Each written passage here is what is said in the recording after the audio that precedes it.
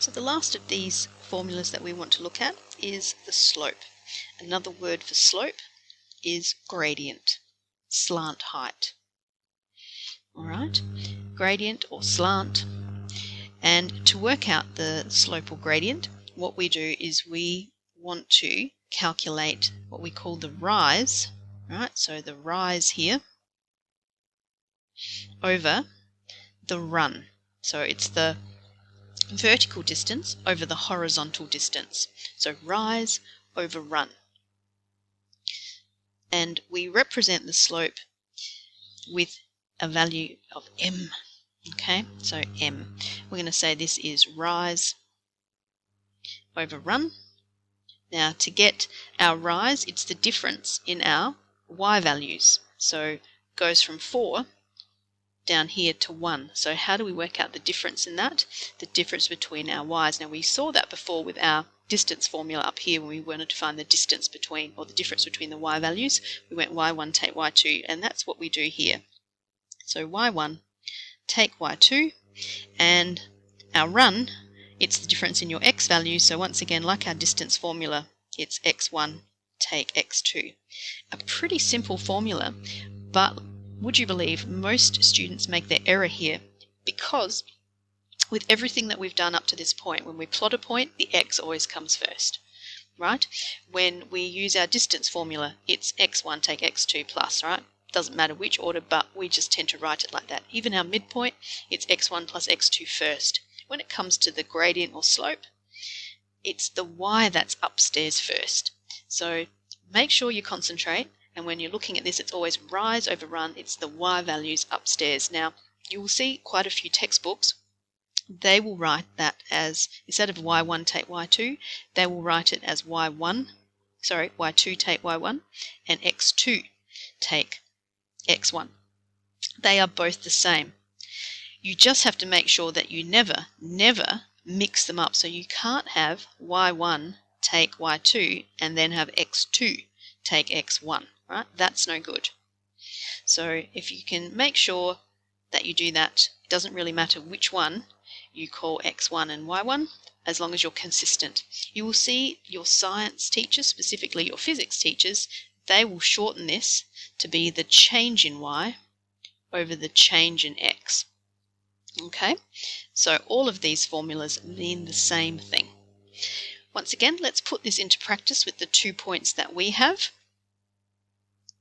So we will work out our slope. Okay, I like to have y1 take y2 just because it goes 1, then 2. It's an order. As I said, you will find a lot of textbooks go 2 take 1.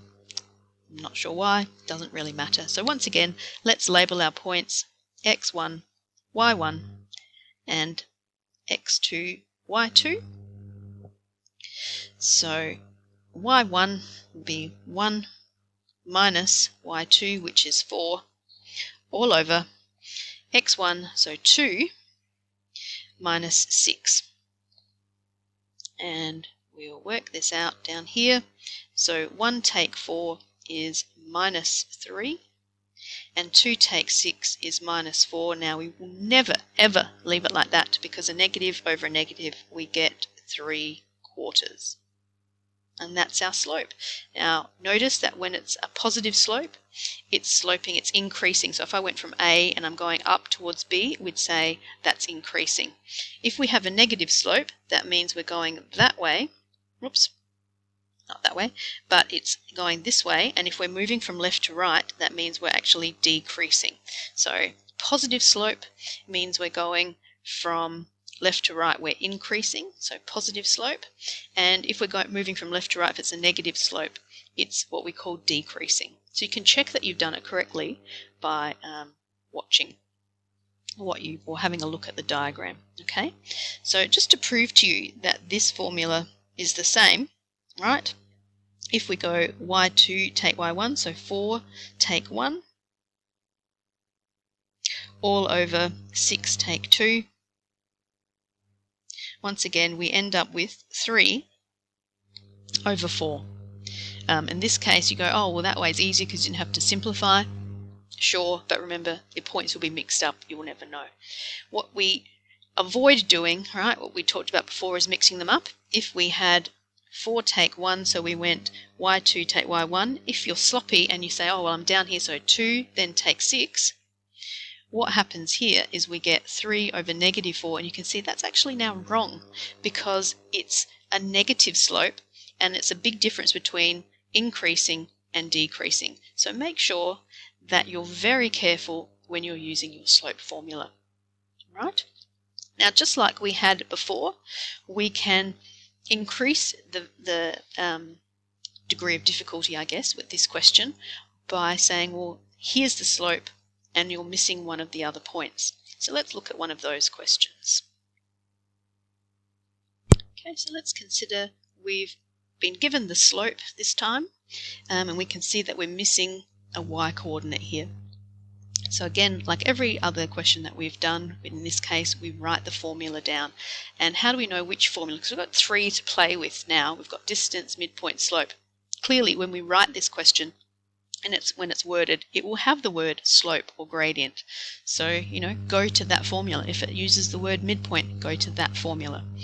So we write our slope formula, y1 take y2, x1 take x2, and put in your information. So instead of writing m, that is the slope, we will now pop in minus 2 over 3.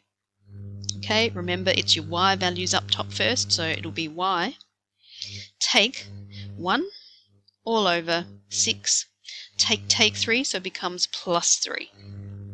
So watch out for those little negative signs again. Pretty simple maths, but a lot of room for error. That's why you must write everything down. So I like to do it in lots of steps so I avoid any silly mistakes. So now we want to try and solve this. To get rid of my divide by 9, I can times 9. So we end up with minus 18 over 3 equals y take 1. And lucky for us, minus 18 divided by 3 is minus 6. Okay, and now to get rid of this, oops, why did I write that? To get rid of this take 1, we're going to add 1, minus 6 plus 1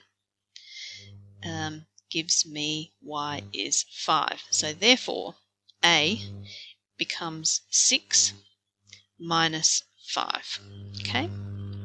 Now just draw your mind back to this bit here.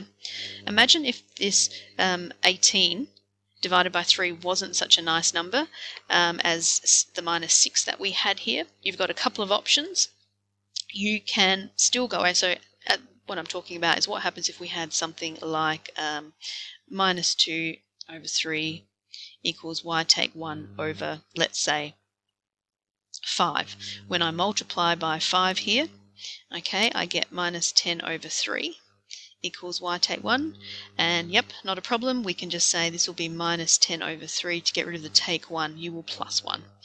Depending on how fond you are of working with fractions, or if you've got your calculator handy, depends on whether this becomes an easy question for you to do.